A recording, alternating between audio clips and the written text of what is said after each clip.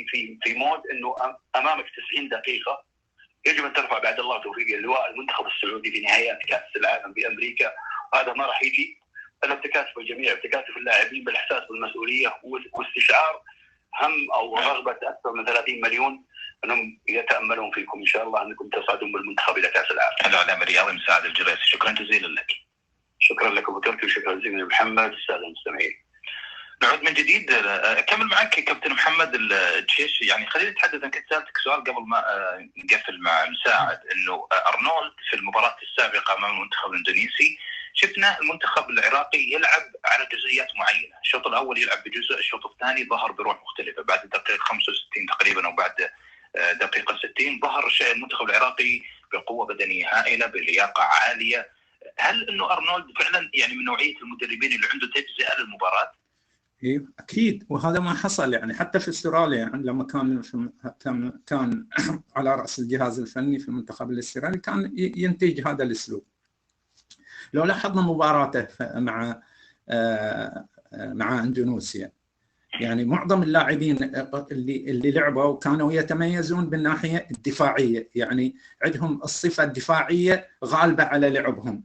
في الشوط الثاني غير من اسلوب المنتخب، يعني غير 4 لاعبين كلهم على مستوى عالي من المهاره، ولذلك يعني بالاضافه اللي عنده لاعبين مهاريين في نفس الوقت في الشوط الاول، يعني ابقى عليهم مثل ابراهيم بايش، مثل يعني مهند، حتى بشار المهاري اللي كان يتميز بالمهاره ايضا استغنى عنه، لكن نزل لاعبين على مستوى في الاحتفاظ بالكره، خصوصا في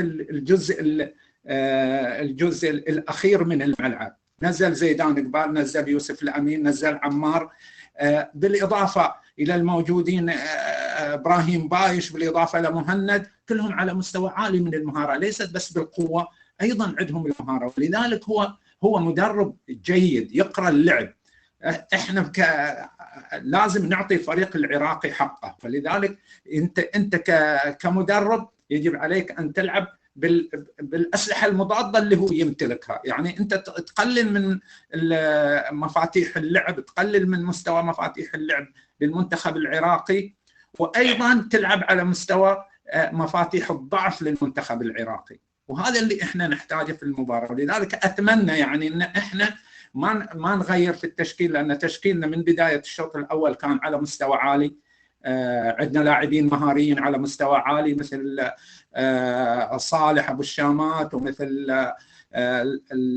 سالم الدوسري وجويع، وهكذا نلعب على بنفس الاسلوب بنفس الطريقه، رايح ان شاء الله نفوز في المباراه القادمه ان شاء الله مع المنتخب ان شاء الله. يعني انت تشوف نفس الاسماء حتى في الظهير الايمن، من تفضل نواف بوشر ولا سعود عبد الحميد؟ اكيد نواف الان على مستوى دخل في جو المباريات، نواف يتميز بالسرعه، سواء كان في الافتكاك او في الترانزيشن في التحولات.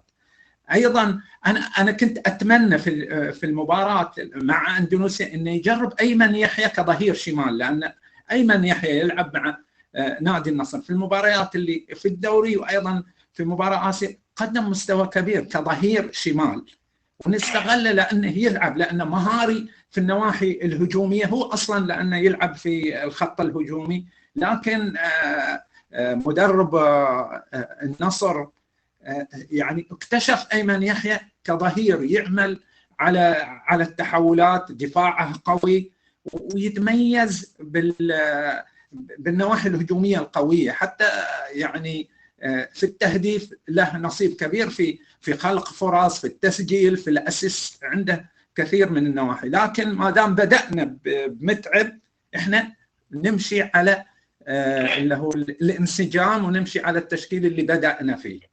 جميل. المدرب الوطني محمد الدشيش، شكرا جزيلا لك. الله يسلمك، شكرا يا ابو تركي، مع السلامه.